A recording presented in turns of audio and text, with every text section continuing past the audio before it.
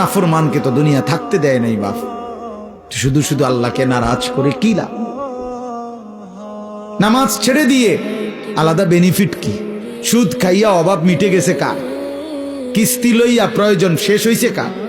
আমি তো জিগাইছি বহু জনের, বহু মানুষের। আমি তো ব্যক্তিগতভাবে কত মানুষের এখন না একটু বেশি ব্যস্ত।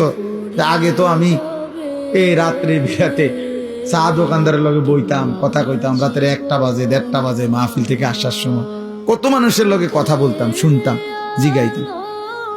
কই কারো তো কিস্তি চলে 4টা 6টা, অভাব তো যায় না।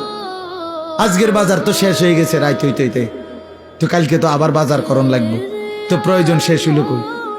কথা বলেন না। সোফা তো বানাইছেন ঠিক আছে, কিন্তু বছর খানিকের মাথার তো বার্নিশ উঠে গেছে, কালা কালা দেখা যায়, এই যে এটা তো এখন বার্নিশ করা দরকার, তো প্রয়োজন শেষ হইল কই?